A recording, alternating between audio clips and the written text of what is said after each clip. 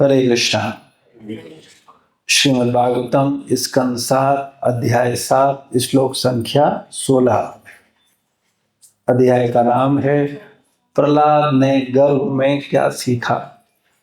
तो श्लोक हमारे साथ साथ बोलिए। तत् कालस्य दीर्घत्वा ऋषित्वा मातुः तिरोधरे ऋषीणाम् अनुग्रहीतं मां न अधुना अपि अजुहात स्मृतिः तत्तु कालस्य दीर्घत्वात् स्त्रीत्वान् तुस्तदुरोदधे ऋषीणानुग्रहीतं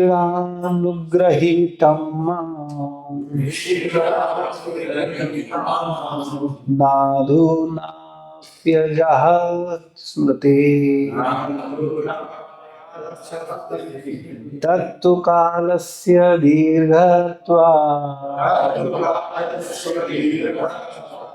स्त्रीत्वान् मातुस्तिरोदधे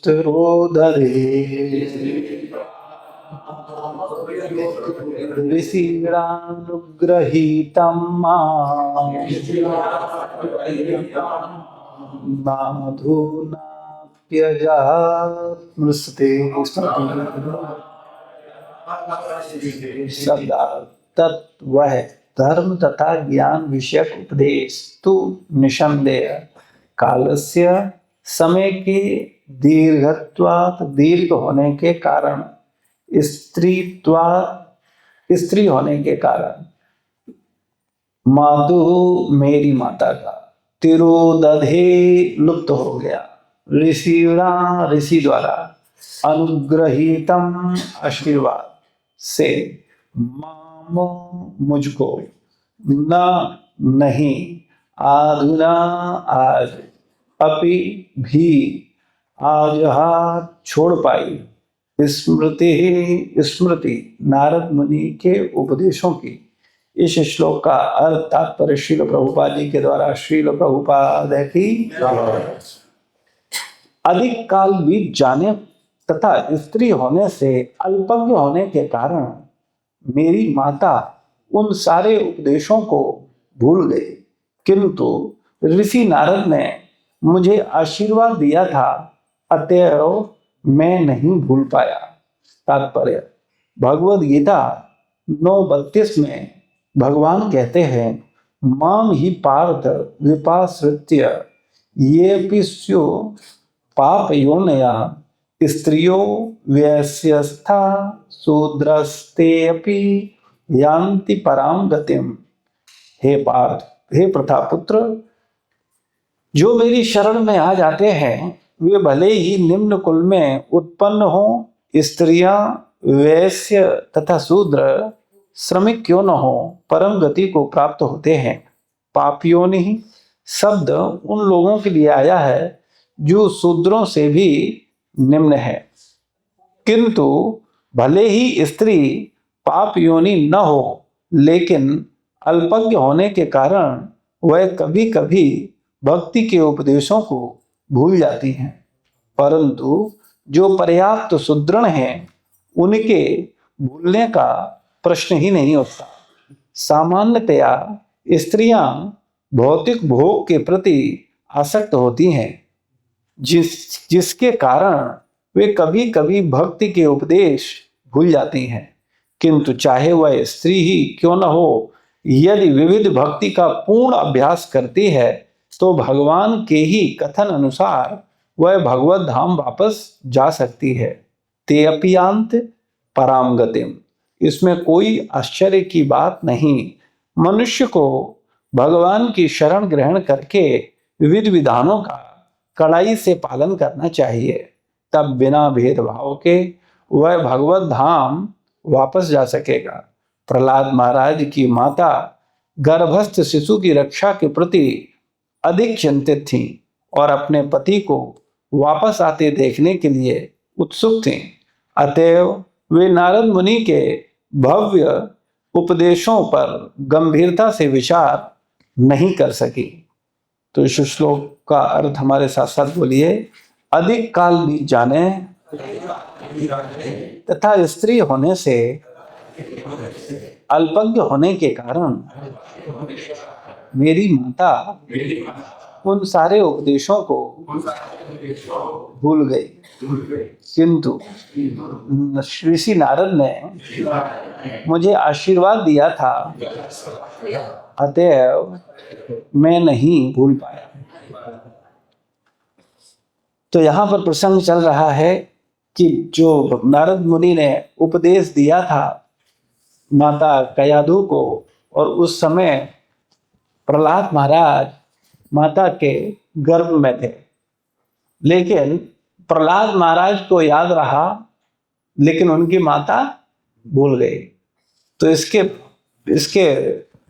कारण क्या है, इसके विषय में प्रभुपाद जी बताते हैं भगवद गीता के 9वें अध्याय का 32वां श्लोक, जिसमें बताया गया है स्त्रियां वैश्य तथा शूद्र यान्ति पराम गतिम, ये भी परम गति को जाते हैं, लेकिन पाप योनि होने के कारण इनका भजन में लगना थोड़ा मुश्किल होता है, इनको सही चीजों को समझने में थोड़ी सी कठिनाई होती है। लेकिन अगर ये भी भगवान की भक्ति करें, भगवान के प्रति ईमानदारी से समर्पित हो जाएं, तो इनका भी कल्याण निश्चित है। ऐसा नहीं है कि ये भगवत धाम नहीं जा सकते, लेकिन कई बार इस पर बड़ी आपत्ति उठ जाती है ना। अब देखते हैं, बोलते हैं अच्छा हम शूद्र हैं, हम वैश्य हैं, हम स्त्री हैं, हम पापी नहीं हैं, तो लोग बुरा मान जाते हैं, है ना। मानते कि नहीं मानते?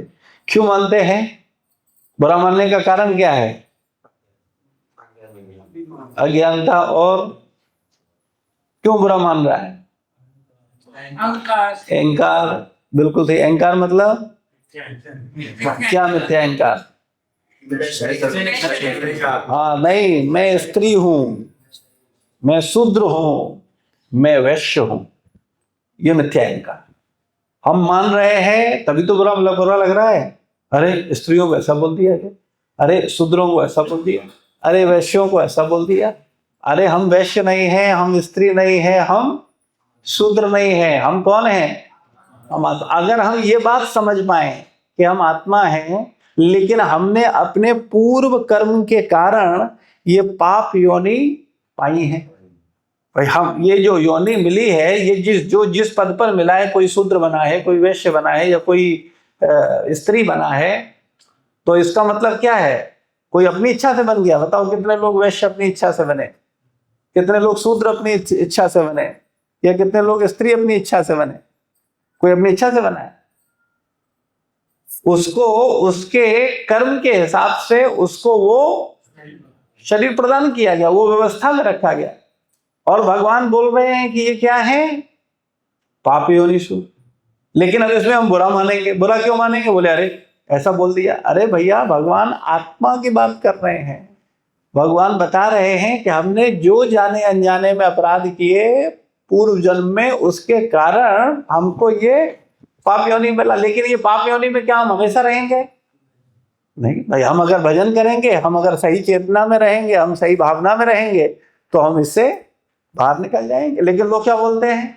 झगड़े हो जाते हैं। कितनी दुनिया में लोग इस पर तो कितना बवाल करते थे। अच्छा स्त्रियों को ऐसा बोल दिया, शूद्रों को ऐसा बोल दिया। शूद्रों को तो हमेशा से ही दबाया गया, उनको परेशान किया गया, अब हम इन लोगों को दबाएंगे, अभी उनको ठीक कर देंगे। ऐसा द्वेष करके क्या करते हैं समाज में? सही बात को समझने की बजाय वो क्या करते हैं?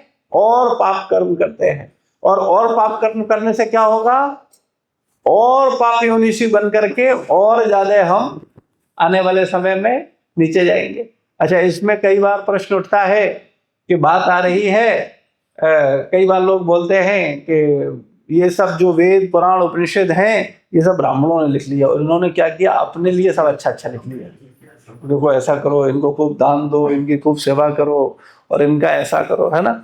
तो ये लोगों की चाल है और ये सब वेद पुराण जो हैं ये सब इनके द्वारा बनाई गई है। ऐसे लोगों के अंदर भ्रांतियां, और कई पढ़े लिखे लोगों के मुख से मैंने सुना है, वो ऐसा बोलते हैं किस तरीके से।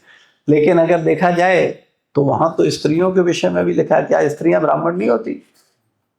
उनके विषय में बोला गया कि स्त्रियों को पापियोनिषु बोला। तो स्त्रियां, शास्त्र मतलब शास्त्र, इसमें कोई ऐसा नहीं हम अपनी बुद्धि ना लगाएं, ये ऐसा नहीं है। और दूसरी चीज, समझने के लिए अगर हम समझना चाहें तो हम जान सकते हैं कि भगवान ने क्या बोला है कि कोई केवल जन्म से ही ब्राह्मण नहीं होता है। व्यक्ति वास्तविक आचरण करके कर्म से ब्राह्मण बन सकता है, वो कर्म से क्षत्रिय बन सकता है, वो कर्म से भक्त बन सकता है। स्त्रियां भले ही पापियोनिषु हों, लेकिन वो भक्ति करके, वो गंभीरता पूर्वक साधना करके वो भी अपनी स्थिति को उच्च स्थिति पर ले जा सकती हैं। और उसके ढेरों उदाहरण है। मीराबाई आदर्श उदाहरण है, ढेरों, करमेती बाई, ढेरों उदाहरण है स्त्रियों के। माता अनुसुईया, अत्रि, सीता माता, द्रौपदी, ढेरों। क्या स्त्रियां, क्यों, कहाँ कम है स्त्रियां?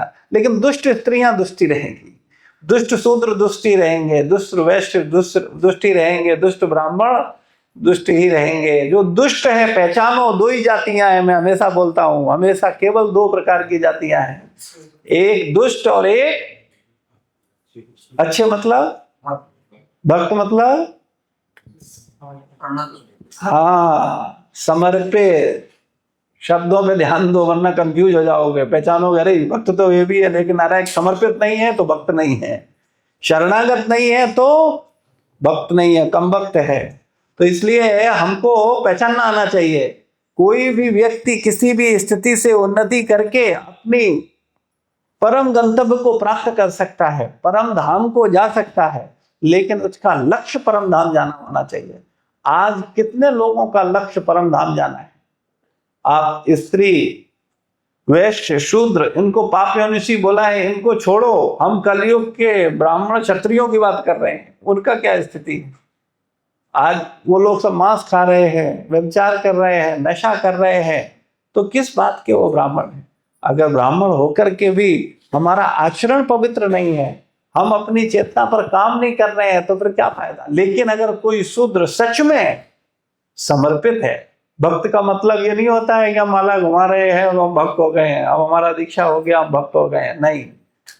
दीक्षा से, नाम से भक्त नहीं होता। भक्त होता है व्यक्ति सच्चे समर्पण से।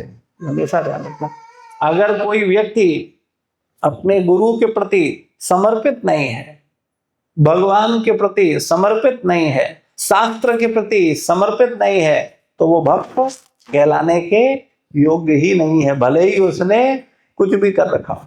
क्योंकि उसका कल्याण तभी होगा जब उसको सही बात समझ आएगी, और समझने के बाद वो सही आचरण अपने जीवन में करेगा। तो यहाँ पर बड़ा महत्वपूर्ण बात है कि अधिक काल बीत जाने पर, कुछ समय बीत जाने पर, स्त्री होने से, अल्पज्ञ होने के कारण मेरी माता उन सारे उपदेशों को भूल गई, किंतु मैं नहीं भूला। क्यों? नारद मुनि का आशीर्वाद था। ये बात सबसे महत्वपूर्ण है। हम लोगों को कई बार लगता है कि हम बहुत ज्ञान ले लेंगे, है ना। कई बार लोगों को लगता है हम खूब पढ़ेंगे, खूब बहुत सारे पुराण, उपनिषद, ये ग्रंथ, वो ग्रंथ, और हम खूब पढ़ करके क्या करेंगे? ज्ञान प्राप्त कर लेंगे। लेकिन वास्तविकता में वो ज्ञान व्यक्ति का कल्याण करने वाला नहीं है। जो ज्ञान गुरु के आशीर्वाद से मिलता है, केवल वही ज्ञान काम आने वाला है। और जो ज्ञान आप अपनी बुद्धि लगा करके अर्जित करने की कोशिश करते हो कि हम ये पढ़ लें, वो पढ़ लें, हम ऐसा कर लें, अब ऐसा हो जाए, उससे काम बनने वाला नहीं। इसके ढेरों उदाहरण है शास्त्र में, एक नहीं ढेरों उदाहरण है। कर्ण का उदाहरण आप लोगों को पता है। कर्ण ने क्या किया था? परशुराम जी से धनुर्विद्या सीखी थी, लेकिन गुरु महाराज को, गुरु के प्रति उन्होंने क्या किया था? अपराध कर दिया। कैसे? कि वो उनकी गोद में लेटे थे और परशुराम जी सो रहे थे। अब आप थोड़ा विचार करो, पहले के समय में शिष्यों का क्या समर्पण होता था और आज के समय में शिष्यों की मानसिकता क्या है ना। उस समय परशुराम जी कर्ण के उस पर सर रख करके सो रहे थे, आंख लग गई उनका, क्योंकि कितना प्रेम होता था गुरु तथा शिष्य में, और वो सो गए। तो उसी समय क्या हुआ, कीड़े ने आकर के किसको काटा, कर्ण को। लेकिन कर्ण क्या किए, वो नोच रहा है, काट रहा है, खून बह रहा है, लेकिन वो क्या कह रहे हैं कि गुरु की नींद खराब ना हो जाए, तो बैठे बैठे क्या कर रहे हैं, अपने को कटवा रहे हैं, है ना। आप सोचो, विचार करो, हम में से कोई है ऐसा कि आजकल तो यही बर्दाश्त नहीं कर पाते, बोले हम लगे पड़े हैं और ये बैठे हैं, ये कैसे हम बर्दाश्त करें। ये भी मुश्किल है, बहुत मुश्किल है। इसी में उनको, और अगर 4-6 लोग आकर के थोड़ा सेवा और बात का मानने लगे, बस देखो हमारा शोषण हो रहा है, हमारी होनी चाहिए। ये तो हम इतनी मेहनत कर रहे हैं, हम इतना त्याग कर रहे हैं, हम अपनी इंद्रियों को इतना संयमित कर रहे हैं, और ये तो सेवा, ये तो आदर, ये सम्मान मुझे मिलना चाहिए, ये इनको कैसे मिल रहा है। तो इसलिए और ज्यादा द्वेष उत्पन्न हो जाता है। लेकिन यहाँ हम क्या देखते हैं कि उनको कितना कष्ट हो रहा है, लेकिन फिर भी क्या कर रहे हैं, उनको उनकी नींद में बाधा नहीं। अब आप बताओ, नींद ज्यादा इंपॉर्टेंट है या किसी का मांस नोचा जा रहा है? बताओ जरा, तुम लोग बताओ, बुद्धिमान लोग हो, क्या ज्यादा इंपॉर्टेंट है? भाई नींद खुल जाए तो क्या दिक्कत है, मांस तो नहीं नोचे किसी का, क्या ठीक है?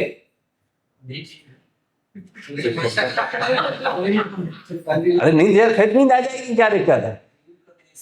हाँ, बोले नींद में क्या दिक्कत? बोले अभी उठ जाओ, क्या दिक्कत है? फिर सो जाना, कौन सा नींद में कौन सी दिक्कत है? कौन सा बहुत बड़ा वो काम करते हो, वैसे ही बड़े बड़े पैरी दबाते हो हमसे, और तुम्हारे पास क्या काम है? और तुम्हें काम है नहीं? बोले और फिर सो गए हो तो क्या दिक्कत, फिर सो जाना। हमको नोच रहा है, हमको कीड़ा काट रहा है, मांस निकल रहा है हमारा, और तुम चलो उठो, जल्दी से हटो। तो हम लोग तो ऐसी मानसिकता के हैं। अपनी मानसिकता, शास्त्र मतलब अपना चेहरा पहचानना कि हम क्या है और हम क्या अपेक्षा रखते हैं, हम कर्तव्य क्या कर रहे हैं और अधिकार की क्या इच्छा रखते हैं। ये बात हमें समझनी चाहिए। इससे हमारी धूर्तता का स्पष्टीकरण होता है कि हम कितने धूर्त हैं, और हम मानते हैं अपने आप को बहुत अच्छा है, बहुत समर्पित हैं, लेकिन वास्तव में हमारी मानसिक स्थिति क्या है। इससे, इन शास्त्रों से हमें पता चलता है कि हम वास्तव में किस चेतना में, और हम कैसे लोग हैं, और हम उस पर क्या अपेक्षा रखते हैं कि हम भगवत धाम जाएंगे। हमारा आचरण नहीं है कर्ण जैसा भी, है ना, और हम अपेक्षा रखते हैं भगवत धाम जाने की, जबकि कर्ण को बहुत आदर्श नहीं कहा गया, है ना। युधिष्ठिर महाराज को आदर्श कहा गया, लेकिन फिर भी जब वो आदर्श नहीं है, फिर भी उसका आचरण कितना आदर्श है, विचार करो। कर्ण को आप बहुत अच्छी कैटेगरी में, उसके अंदर कई क्वालिटी थी, कई गुण थे, दानवीर था, पांडवों का ही भाई था, सूर्य पुत्र था, उसके अंदर बहुत क्वालिटी थी, लेकिन फिर भी अधर्म का साथ देने के कारण, सही जगह उसका समर्पण न होने के कारण उसको आदर नहीं मिलता। और इस बात का अफसोस वो जब जीवित था तब भी रहा, और आज भी होगा।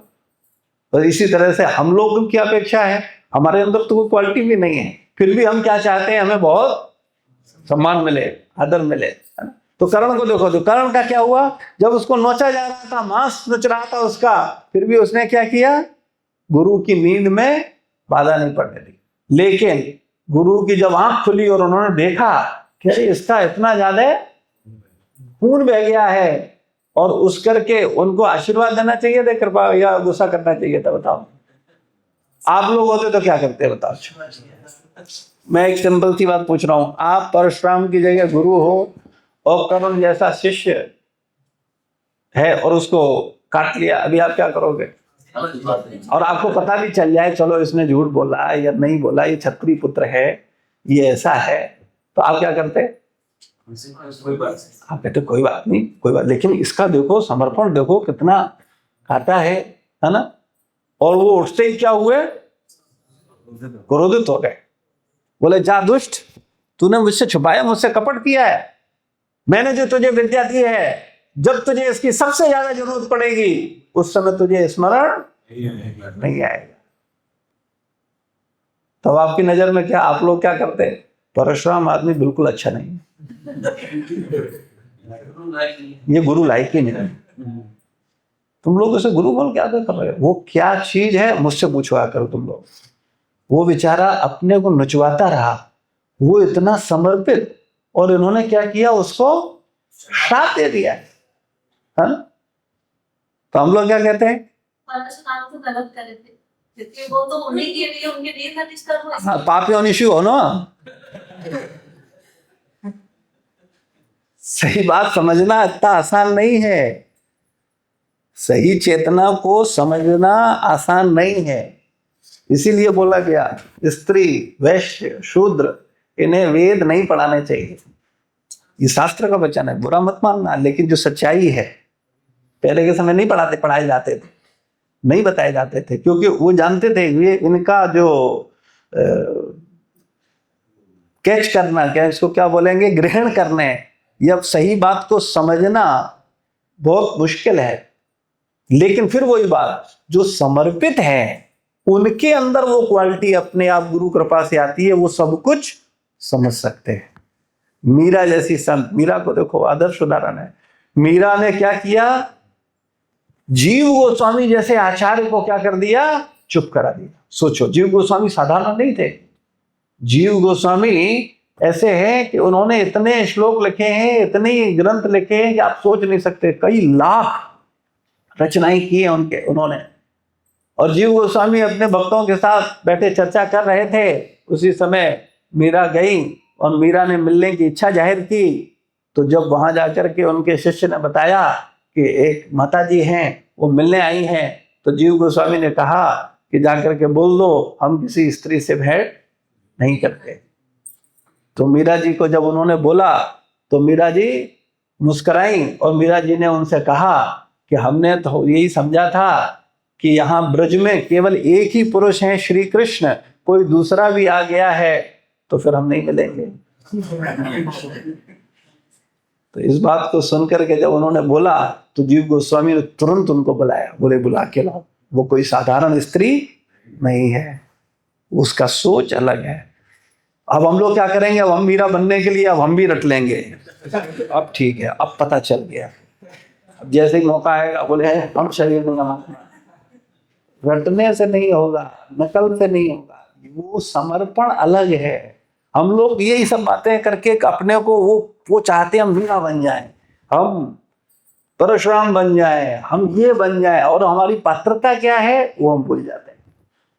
तो वास्तविकता में जब तक गुरु का आशीर्वाद नहीं होता है तब तक व्यक्ति को ज्ञान की प्राप्ति नहीं हो सकती है। और अगर वो कर भी ले ज्ञान प्राप्त का मतलब है वो पढ़ ले किताबें, बहुत सारे श्लोक याद कर ले, बहुत कुछ कर भी ले, तब भी वो उसके आचरण में नहीं आएगा।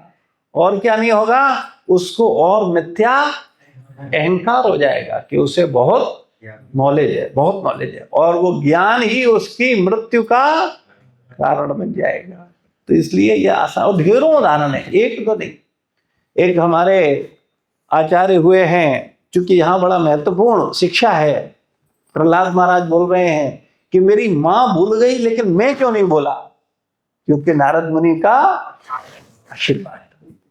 तो एक और कथा आपको बताएं, एक अयोध्या करके ऋषि हुए और वो बड़े सख्त गुरु थे। वो मतलब उनकी अगर आप सुनोगे उनके विषय में कि वो किस तरीके से शिष्यों को प्रताड़ित करते थे, तो मतलब आप तो जो कहोगे ये गुरु नहीं कसाई है, इससे ज्यादा बड़ी बात नहीं बोलूंगा। और उनके 3 शिष्य हुए जो कि बहुत ही उनके प्रति समर्पित थे। उनमें एक हैं वारुणी, दूसरे हैं उपमन्यु, और एक है वेद। तो इनमें जो वारुणी है उनके विषय में हम आपको बताएं, उपमन्यु के विषय में भी थोड़ा बता देंगे, तो आप समझ पाओगे कि क्या गुरु होते थे और क्या शिष्य का समर्पण होता था। तो वारुणी क्या करते थे, गुरु के सैकड़ों शिष्य थे, तो सैकड़ों शिष्यों में से गुरु क्या करता है, जब सैकड़ों शिष्य होते हैं तो उनमें उसके समर्पण, उसका त्याग, उसका प्रेम, उसकी एकनिष्ठता, उसके आधार पर उसको उसके क्वालिटी के आधार पर उसको आशीर्वाद देते हैं, उसकी सेवा के आधार पर उसको आशीर्वाद देते हैं। तो ये अयोध्या जो मुनि थे, ऋषि थे, गुरुजी थे, इनके आश्रम में क्या हुआ, एक बार आश्रम में शिक्षा दे रहे थे और उसी समय बहुत तेज बारिश हुई। वो बारिश इतनी तेज थी कि पहले के समय में कोई इंजन तो होते नहीं थे कि उनको बोरिंग कर करके पानी को निकाल लिया जाए। पहले के समय में वर्षा ही मूल साधन हुआ करता था, या फिर कुआं। लेकिन कुआं भी ऐसी जगह खोदोगे और कुएं से सिंचाई करो, वो उतना आसान नहीं होता था। तो अधिकतर किस पर निर्भर रहते थे?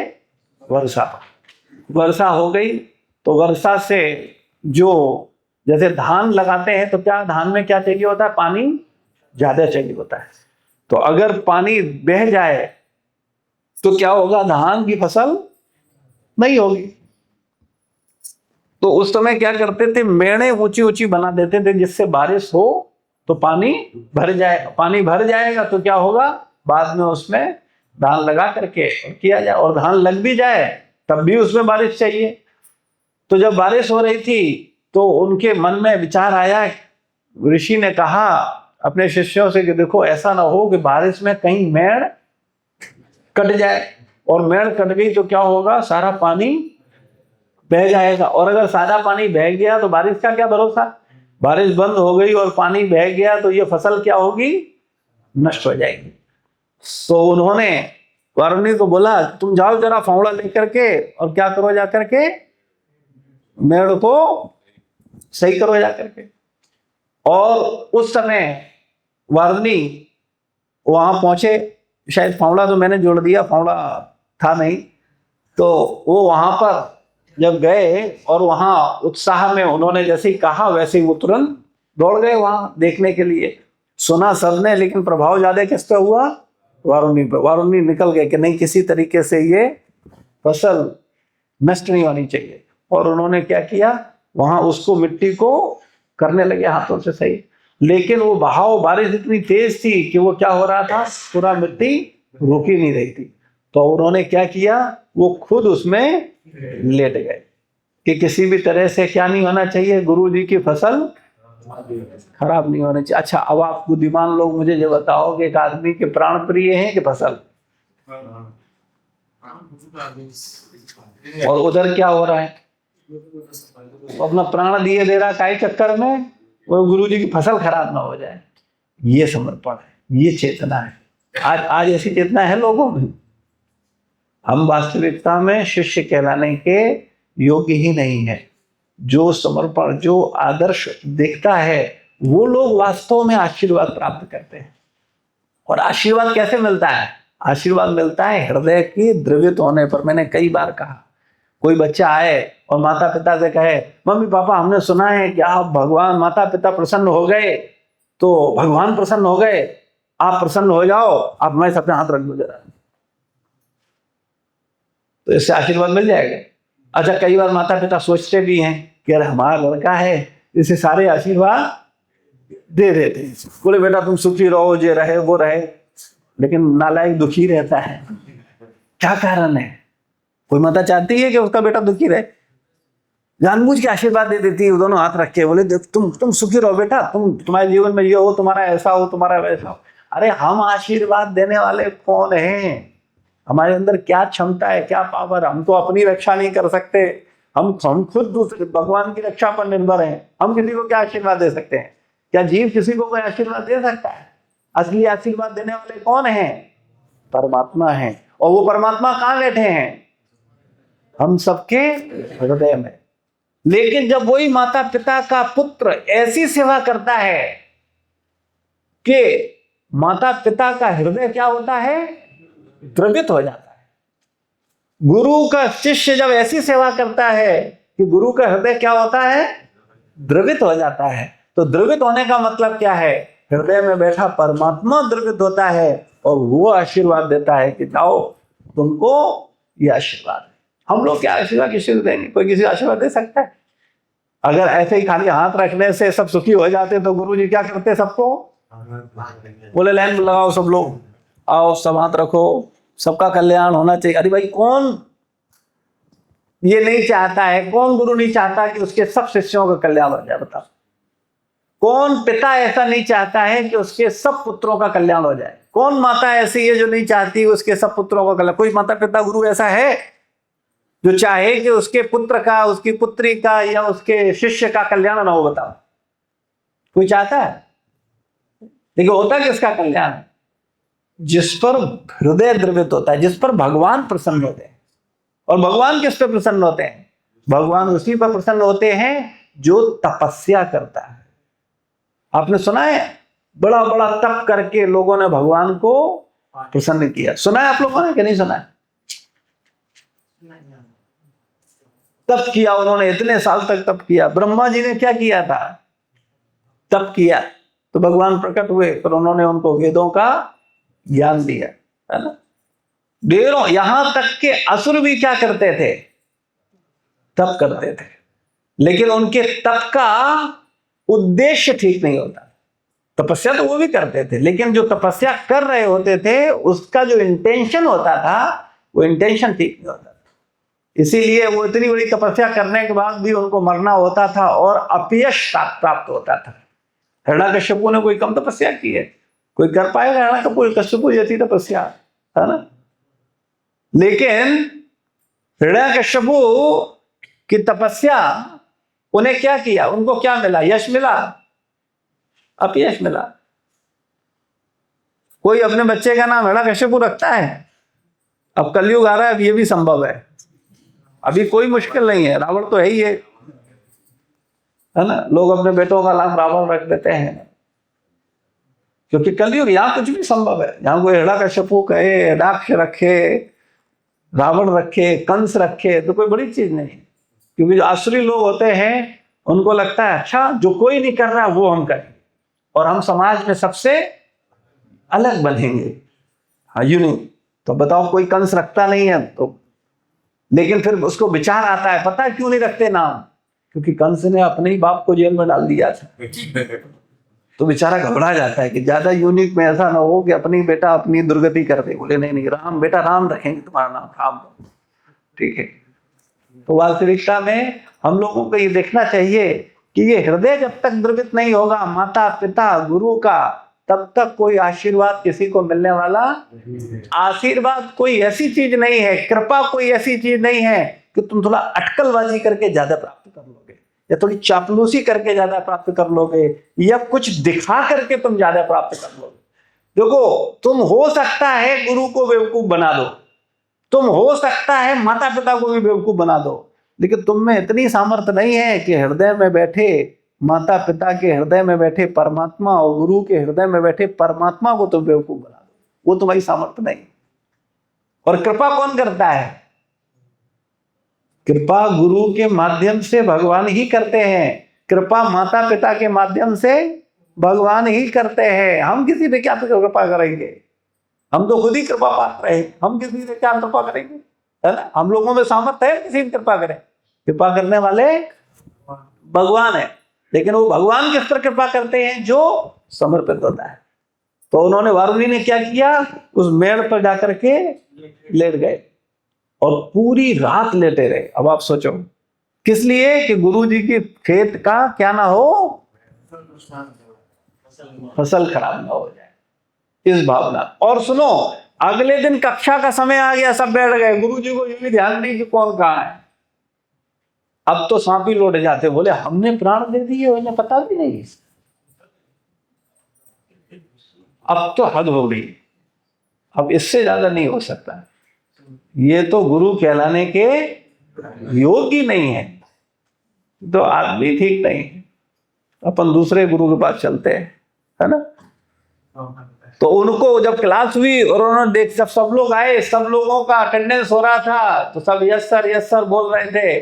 जब वारुणी का नाम लिया गया तो कोई यस सर बोला नहीं। तो जब पता चला कि अरे वारुणी नहीं है, तो उन्होंने कहा वारुणी कहाँ है? तो बोले कल आपने बारिश में कहा था, उसी समय वारुणी चले गए। तो फिर गुरु को चिंता हुई, बोले कहाँ है? तो जा करके निकले, क्लास सब बंद कर दिया। बोले चलो घूमते चलते हैं, सब शिष्यों को लेकर के गुरु जी गए। जब खेतों पे चारों तरफ आवाज दे रहे हैं। अब आवाज कोई खड़ा दिखाई दे तब तो भाई, अब सोचो खेत में मेड़ पे लेटा हुआ है कोई, और खेत इतने बड़े खेत है, वहां कोई आवाज देगा तो कोई दिख ही नहीं रहा। और उनका पूरा शरीर पानी में क्या हुआ, अकड़ गया एकदम। पूरी रात सर्दी का समय था और उसमें पूरी सर्दी में उनका शरीर अकड़ गया। उनके मुंह से आवाज भी नहीं निकल रही है। चारों तरफ ढूंढ रहे हैं, बार बार आवाज दे रहे हैं, वारुणी वारुणी वारुणी, लेकिन वो बोल नहीं पाता। उन्होंने बड़ी ताकत लगा करके बोला, तब जा करके उस पहुंचे वहां और उन्होंने देखा कि अरे वारुणी तो मेरे खेत की मेड़ को रोकने के लिए इसने अपना जीवन दांव पर लगा दिया। तो क्या हुआ, हृदय में बैठे परमात्मा पिघल गए और वारुणी को आशीर्वाद मिल गया। और आज हम लोग वारुणी की चर्चा कर रहे हैं।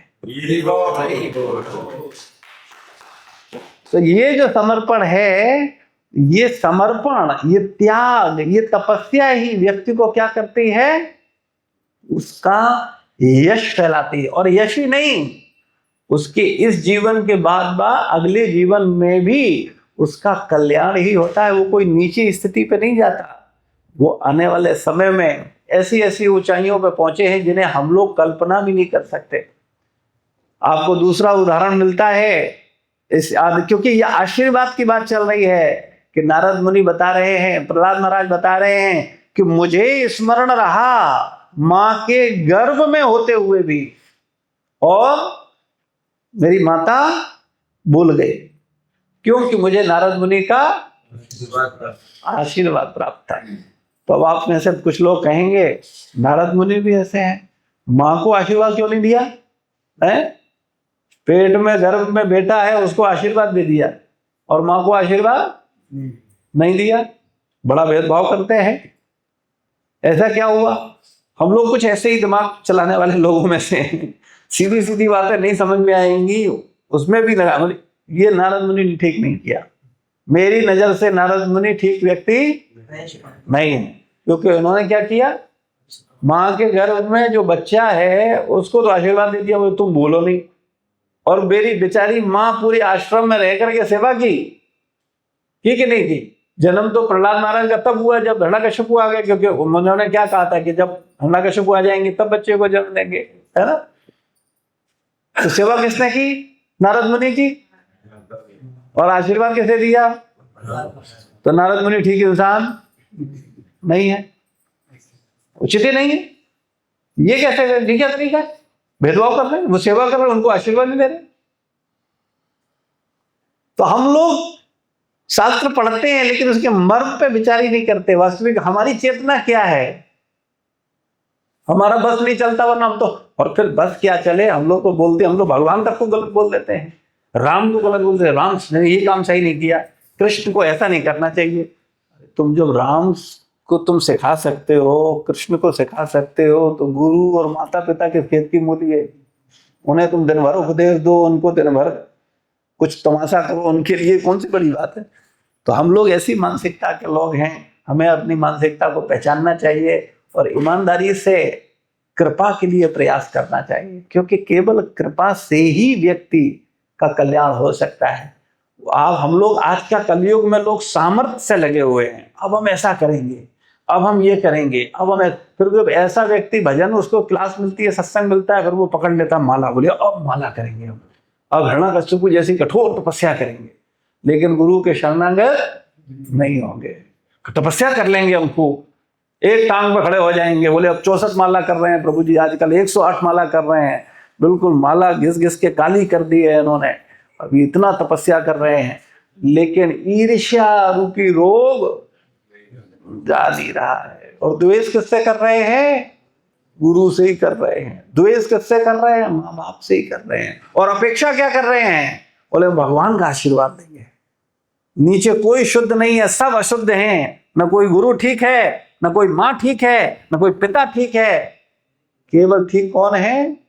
भगवान है। और हम भगवान से आशीर्वाद लेंगे, है ना? लेकिन वो दुष्ट भगवान को भी भगवान नहीं मानता। ब्रह्म हत्या शब्द सुना है आप लोगों ने? ब्रह्म हत्या का पाप लगता है। ब्रह्म हत्या का मतलब क्या है? कोई ब्रह्म की हत्या कर सकता है? ब्राह्मण की हत्या है, ब्राह्मण कहते हैं ब्रह्म हत्या है, और ब्रह्म हत्या क्या है? ब्रह्म हत्या क्या है? ब्राह्मण की हत्या ब्रह्म हत्या है भी नहीं है।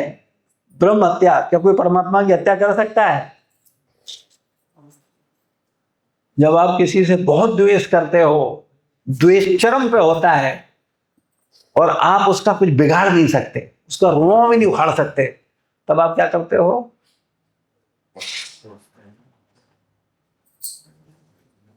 भूल जाते हो। घटाओ, इसकी बात ही नहीं करते, विस्मरण। तो भगवान का जो हमें विस्मरण है, ये क्या है? ब्रह्म हत्या ही है। जो ब्रह्म का हमने क्या किया है? विस्मरण कर दिया। और मार तो सकते नहीं, तो जब मार नहीं सकते तो क्या करेंगे?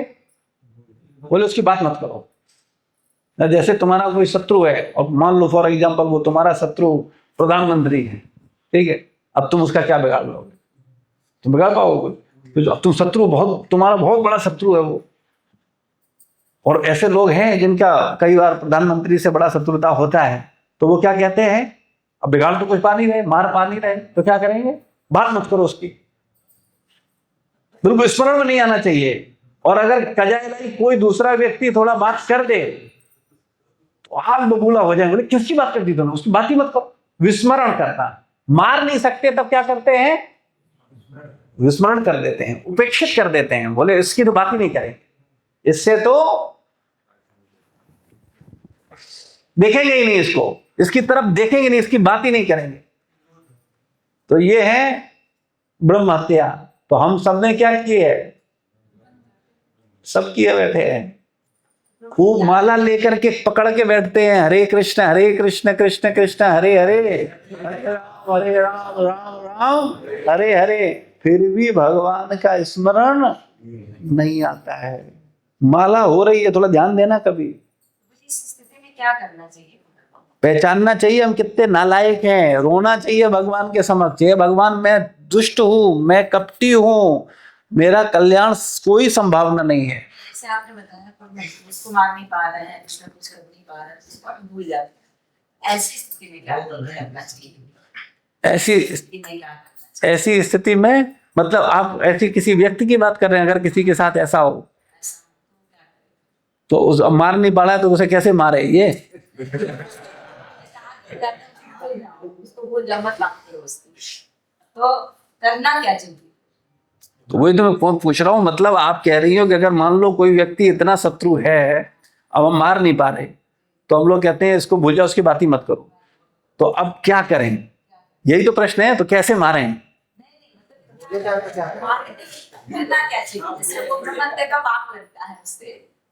नहीं, आप समझे नहीं अभी तक हम क्या कह रहे हैं। ब्रह्म हत्या का मतलब क्या हुआ? भगवान को भूल जाना, ये ब्रह्म हत्या है। भगवान को भूल जाना,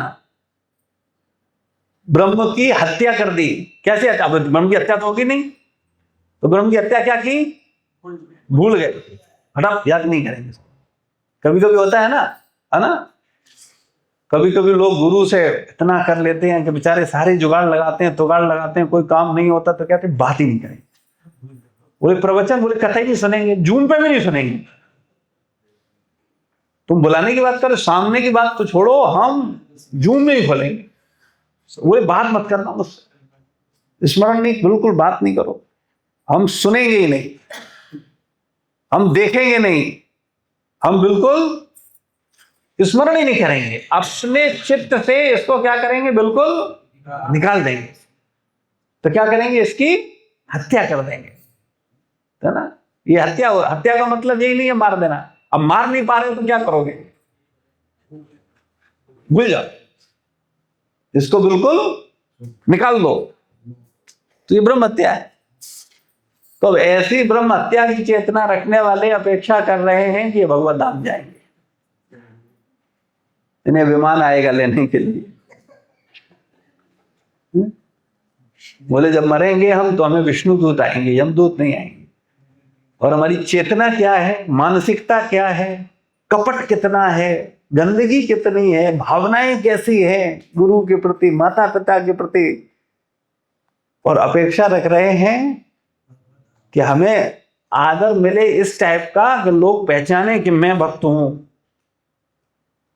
और इसलिए फिर प्रपंच करते हैं, अलग अलग प्रकार के प्रपंच करते हैं। किस लिए? कि कम से कम मेरे आसपास के लोग हैं ये तो स्वीकार कर लें कि मैं भक्त हूं।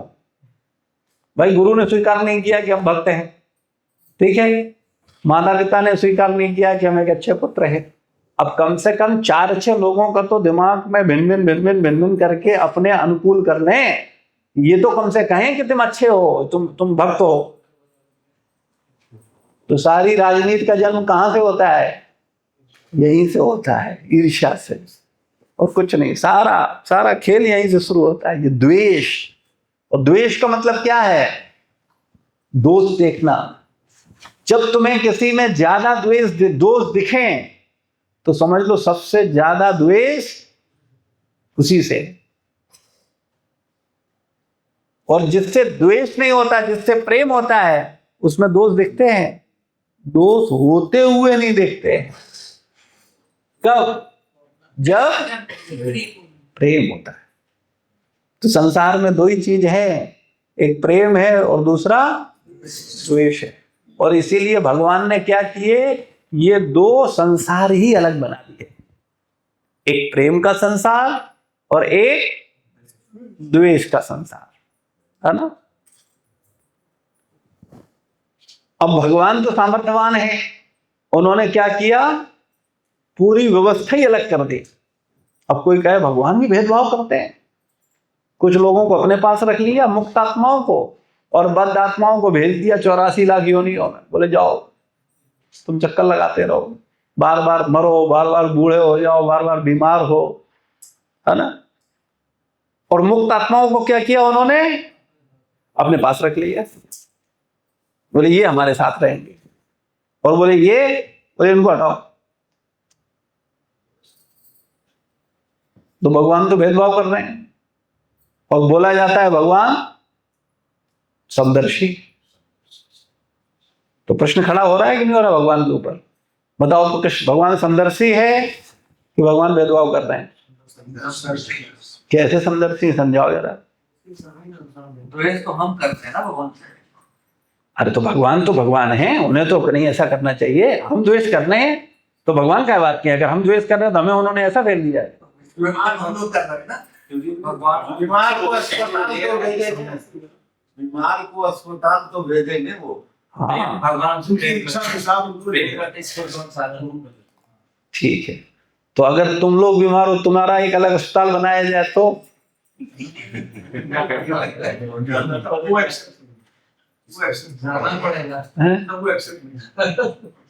वो एक्सेप्ट नहीं होगा, अपना प्रूव करे, वो नहीं एक्सेप्ट होगा। देखो हम बताएं तुम्हें, इस्कॉन में, आपने इस्कॉन का नाम सुना होगा, आप लोग उसके पार्ट भी हैं, सब जगह केंद्र है ना, दिल्ली में, बंबई में, अब तो छोटे छोटे जिलों में भी प्रभुपाद जी की कृपा से केंद्र खुल रहे हैं, है ना।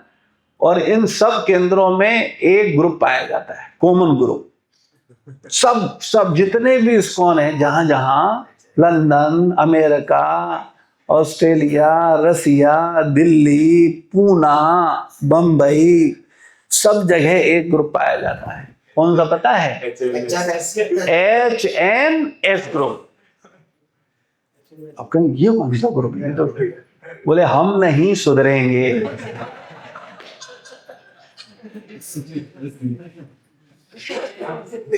क्या ग्रुप का नाम है? अच्छा, ये इस्कॉन का एक पर्सनल पार्ट है, गुप्त, जैसे गुप्त वृंदावन है, प्रकट नहीं होता, रहता है, होता है सब जगह। कोई सेंटर ऐसा नहीं होगा, कोई ऐसा मंदिर नहीं होगा, कोई ऐसा केंद्र नहीं होगा, और तो और छोड़ो, कोई ऐसा भक्ति वृक्ष नहीं होगा जहां ये ग्रुप न पाया जाता हो। और उस ग्रुप का नाम क्या है? HNS। हम, H से क्या हुआ? हम, N से नहीं, S से सुधरेंगे, हम नहीं सुधरेंगे। हमारी समझ से इस वाले सत्संग में कोई एचएनएस का पाठ नहीं है।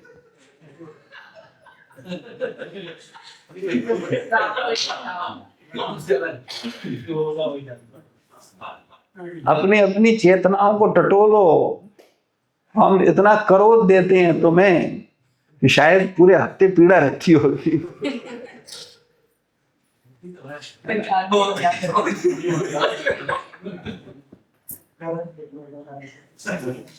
फिर भी सुधरते नहीं हैं। अपने ऊपर कोई ईमानदारी से काम करता नहीं है। बोले हम नहीं सुधरेंगे, जैसे हैं वैसे ही। एचएनएस है ना, उन्होंने भागने को थोड़ी बोला कि हम भाग जाएंगे। बोले कमजोर है क्या किसी से? बोले हम भाग जाएं, ऐसे भाग जाएंगे? हमने 10 साल दिए हैं। हाँ। बोले ऐसे थोड़ी भाग जाएंगे। 4 साल रहे, 5 साल रहे हैं, भागेंगे थोड़े ही। यही रह करके अंदर ही अंदर सारा काम करेंगे। तो रहेंगे तो यही, कहीं जाएंगे थोड़ी। क्यों जाएंगे? हम जाए दुश्मन हमारे, हम तो यही रहेंगे, बीच में रहेंगे और यहाँ देखते रहेंगे कौन थोड़ा सुधरने की कोशिश कर रहा है और उसको अपने ग्रुप में शामिल करेंगे। और किसी भी तरह से इस्कॉन को पनपने नहीं देंगे, क्योंकि अगर ये वाला ग्रुप छोटा हो गया एचएनएस वाला, तो क्या होगा? प्रोग्रेस हो जाएगी? नहीं होगी प्रोग्रेस। अगर इधर पता चले एनएस वाले एचएनएस वाले सब खत्म हो जाए तो क्या होगा? सब समर्पित हो जाएंगे, अब सब सुधर जाएंगे, तो क्या होगा? सबका कल्याण हो जाएगा, सब भगवत धाम चले जाएंगे। तो फिर पूरा योजना ही खराब हो जाएगी एचएनएस वालों की। तो इसलिए हमें अपनी चेतना पर विचार करना चाहिए। अच्छा, हम भी क्या होते हैं? हम भी ऐसे लोगों की पार्ट में जाना चाहते हैं। अच्छा, जो एचएनएस ग्रुप है, इस ग्रुप का हिस्सा अधिकतर पवित्र जीवात्माएं बनना चाहती हैं, क्योंकि इसमें किसी प्रकार की कोई कठिनाई नहीं होती, कोई तपस्या नहीं होती, कुछ करना होता नहीं, कोई गीता डिस्ट्रीब्यूशन करना नहीं है, कोई डोनेशन कलेक्शन करना नहीं है, सुबह उठ के ब्रह्म मुहूर्त में साधना करनी नहीं है, और निंदा दबा के करनी है। इसमें क्या मुश्किल है? बहुत आसान। बोले ये ठीक है, अपन ये भी कह पाएंगे कि अपन दीक्षित हैं, अपन ये भी कह पाएंगे अपन इस्कॉन का पार्ट हैं, और धोती कुर्ता तिलक लगा के संसार में ये भी बता पाएंगे कि हम भी भक्त हैं। लेकिन हैं कौन से भक्त? एचएनएस ग्रुप के, है ना? तो भक्त तो हैं, लेकिन हैं कम भक्त। तो ये कम भक्तों को कैसे पहचाना जाए? बताओ। चलो, आप लोग बुद्धिमान हो, आप लोगों को बताएं। इसलिए क्योंकि हमें चिंता एचएनएस की नहीं है, हमें चिंता उनकी है जो बेचारे सुधरने की कोशिश करते हैं और अबोध हैं, लेकिन ये बेचारे एचएनएस वालों की लपेट में आ जाते हैं। तो ये एचएनएस वालों को पहचाना कैसे जाए? बताओ भाई, आप लोग बताओ। हम नहीं सुधरेंगे वालों को कैसे पहचाना जाए? कैसे पहचानोगे? भाई ये एचएनएस का ग्रुप है, भाई ये ग्रुप तो गुप्त है, ये प्रकट तो है नहीं, इसको कैसे पहचानोगे?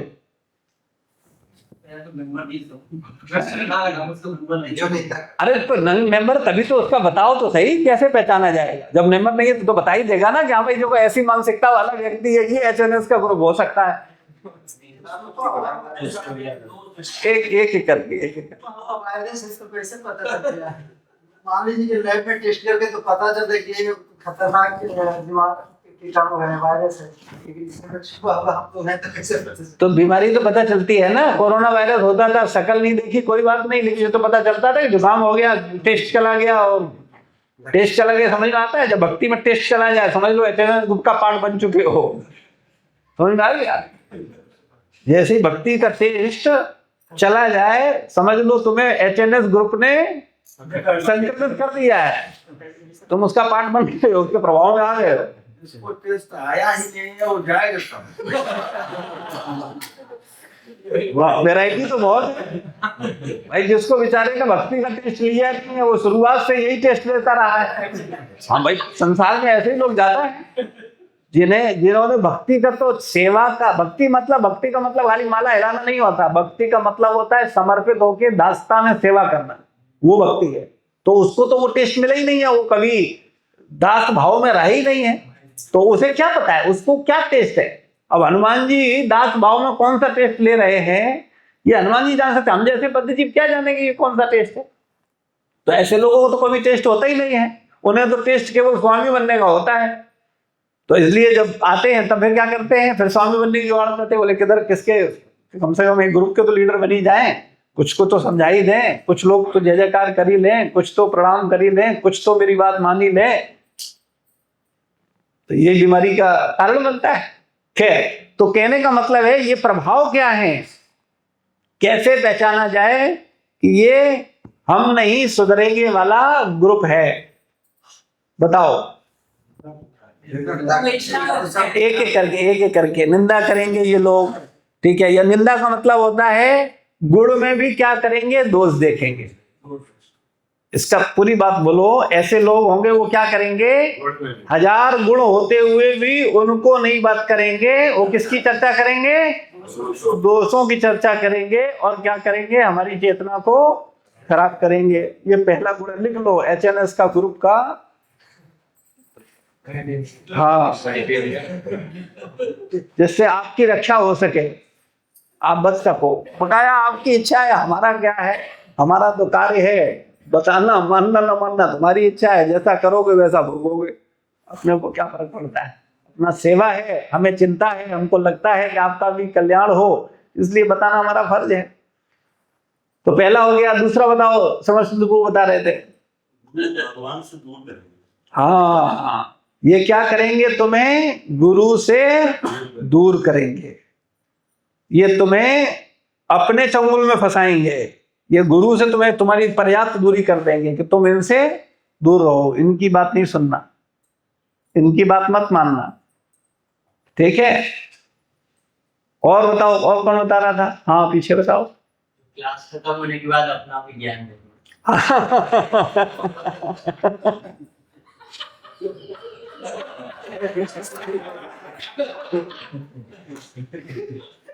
क्लास खत्म होते ही शुरू हो जाएंगे।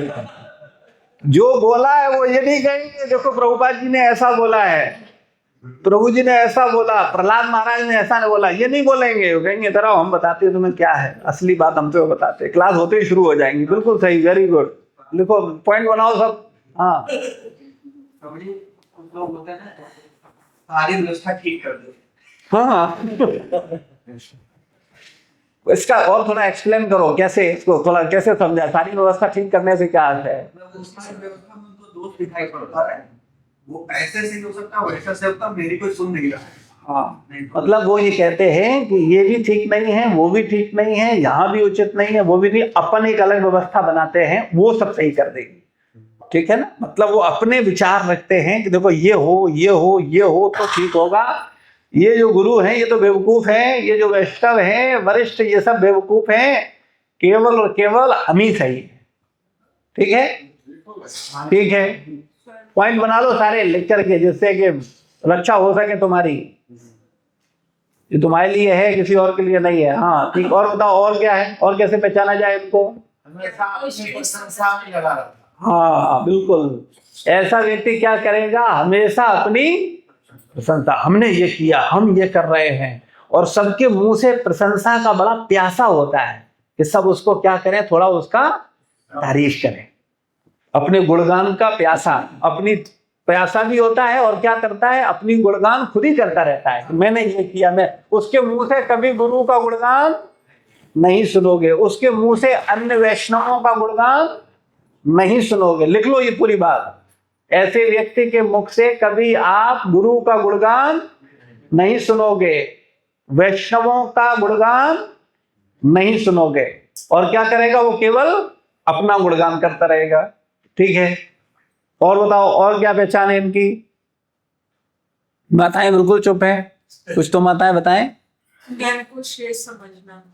हाँ तो अच्छाई में आ गया स्वयं, हाँ स्वयं को श्रेष्ठ समझना, श्रेष्ठ नहीं सर्वश्रेष्ठ समझना, क्योंकि श्रेष्ठ वाला तो फिर भी किसी की तो सुनेगा, श्रेष्ठ वाला तो सुनेगा भाई, मान रहा है कि श्रेष्ठ है, हम सर्वश्रेष्ठ नहीं है, तो ऐसा व्यक्ति तो किसी की सुन सकता है।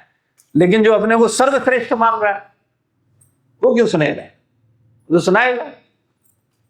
तो ये एचएनएस वाले क्या होते हैं, अपने को सर्वश्रेष्ठ मानते हैं। ठीक है, चलो एक और बताओ, और कोई भी है? हाँ दिखाना, हाँ, कपट करना। बोले दिखाएंगे नहीं तो कुछ लोग अपने चंगुल में आएंगे नहीं, तो वो क्या करेंगे, दिखाएंगे, तभी तो अपने ग्रुप में लोग आएंगे, फिर बाद में इनका माइंड वॉश करेंगे। ठीक है, चलो एक पॉइंट लिख लो, अच्छा पॉइंट है। और बताओ भाई, और भी कुछ है? हाँ, मंदिर में आकर के भी भगवान की चर्चा नहीं करेंगे, भगवान का गुणगान नहीं करेंगे, संसार के ही विषय की चर्चा करेंगे। हमने ये कर लिया, अब हमने ऐसा काम कर लिया, अब हम ऐसा कर रहे हैं, अब हमने ये कर लिया है, आने वाले समय में हम ये करेंगे। अपनी भौतिक प्लानिंग, भौतिक चर्चा ही करते रहना, भगवान का गुणगान न करना, भगवान को नहीं समझना। अपने कहेंगे कि आत्मा ही परमात्मा है और अपने को भगवान मान लेना। आत्मा ही परमात्मा है और अपने को भगवान मान लेना। अपने को भगवान मान लेना। मायावादी लोग क्या करते हैं, अपने को ही सर्वश्रेष्ठ। भगवान मान लेने का मतलब है अपने को सर्वश्रेष्ठ मानना। तो ये पॉइंट लगभग हो गया है, क्योंकि जो अपने को सर्वश्रेष्ठ मानता है यानी वो अपने को भगवान ही मान रहा है, वो अपने को गुरु ही मान रहा है, वो अपने को माता पिता ही मान रहा है। इसीलिए तो माता पिता को उपदेश दे रहा है, इसीलिए तो गुरु को उपदेश दे रहा है, इसीलिए तो भगवान की बात नहीं मान रहा है, भगवान को उपदेश दे रहा है, क्योंकि वो अपने को क्या मान रहा है, सर्वश्रेष्ठ मान रहा है। ठीक है, ठीक है, और भी कुछ बचा है? कुछ है कोई और पॉइंट?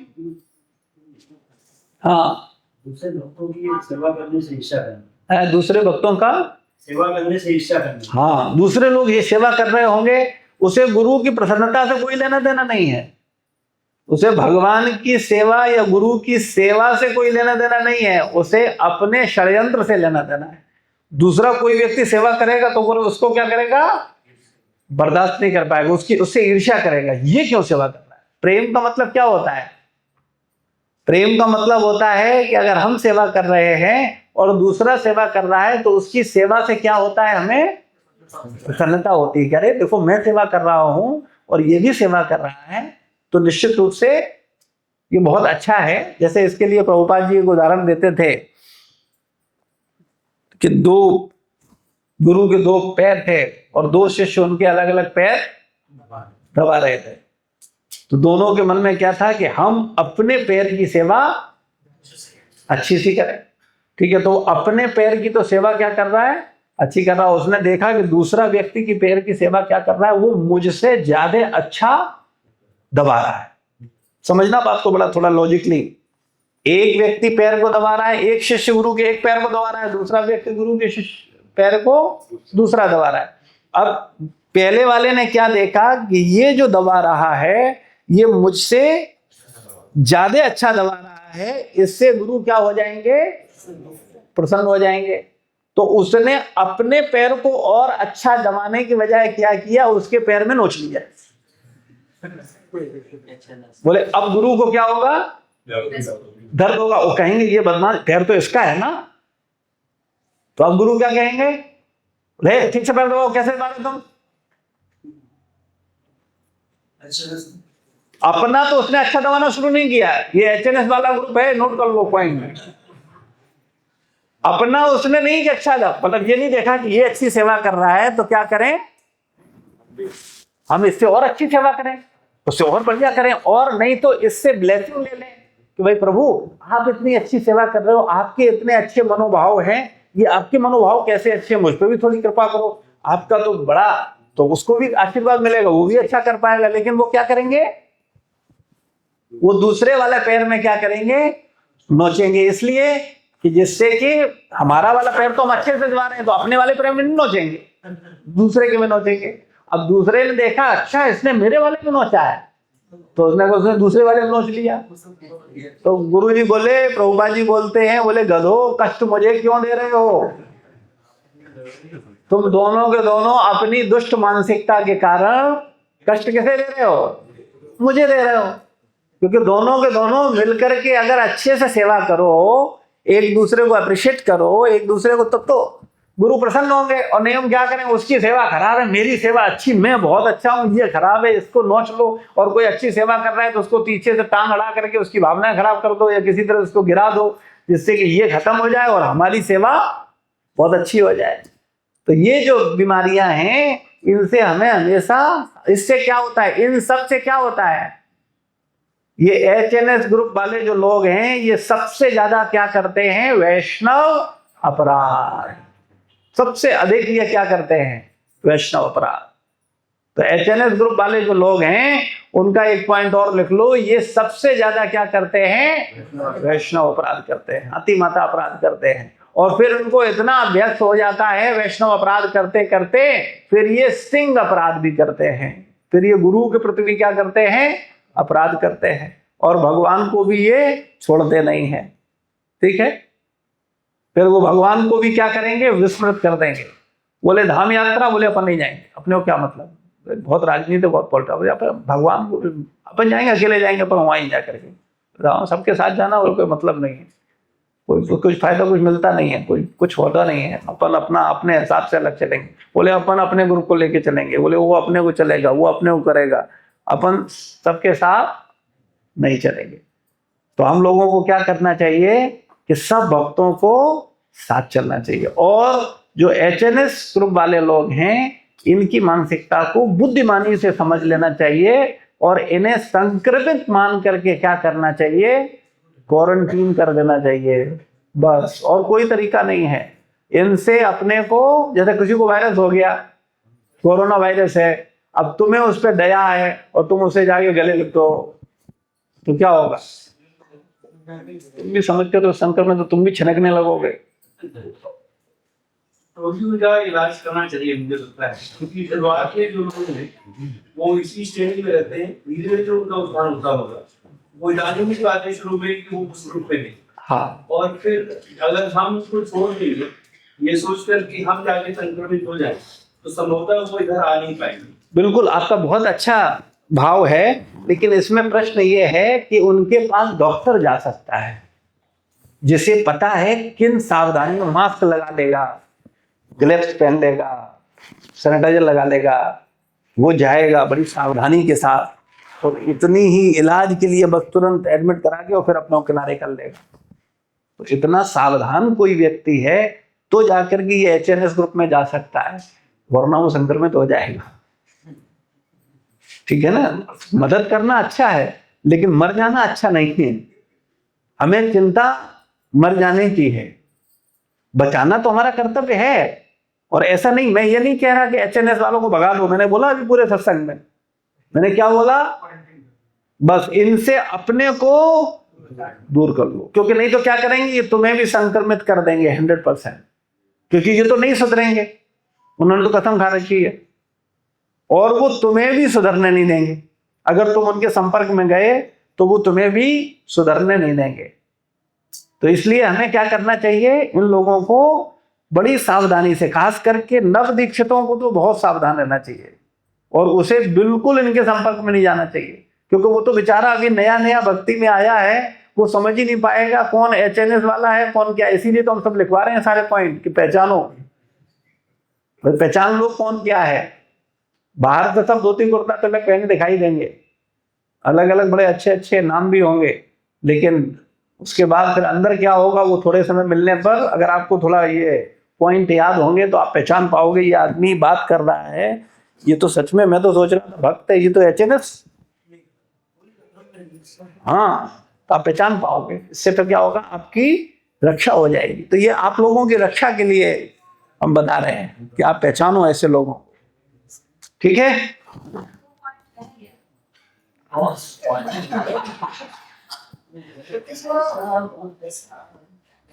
प्रहलाद महाराज की माता को उपदेश क्यों नहीं दिया नारद जी ने, या कृपा क्यों नहीं की? हाँ, तो नारद की गलती है ना, ये तुम कह रहे हैं।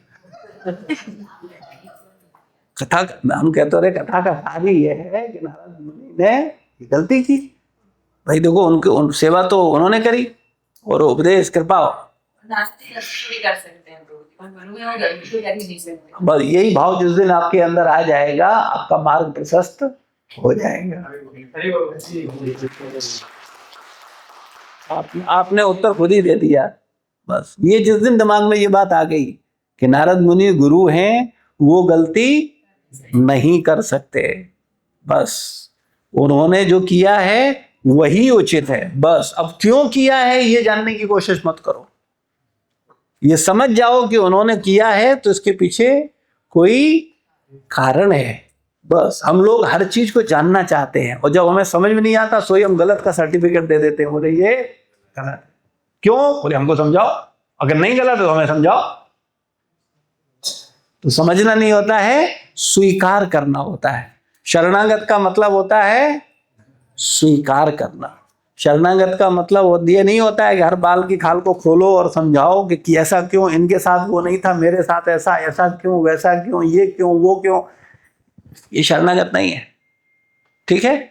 तो यहां पर बड़ा सुंदर शिक्षा है कि अधिक काल बीत जाने पर तथा स्त्री होने के, अल्पज्ञ होने के कारण मेरी माता उन सारे उपदेशों को भूल गई, किंतु ऋषि नारद ने मुझे आशीर्वाद दिया, अतएव मैं नहीं भूला। तो सारे श्लोक का सार यह है कि जब तक गुरु की कृपा नहीं होगा, आप कितने ही रट लीजिए, कितने ही श्लोक याद कर लीजिए, कितने ही शास्त्र पढ़ लीजिए, कितनी उन पर चर्चा कर लीजिए, लेकिन वास्तव में उससे काम बनने वाला नहीं है। लेकिन अगर आपके ऊपर आशीर्वाद है गुरु का, तो निश्चित रूप से आपके हृदय में बिना पढ़े सारे वेद, पुराण, उपनिषद प्रकट हो जाएंगे। श्रील प्रभुपाद की जय, गुरु महाराज की जय, समस्त भक्त वृंद की जय।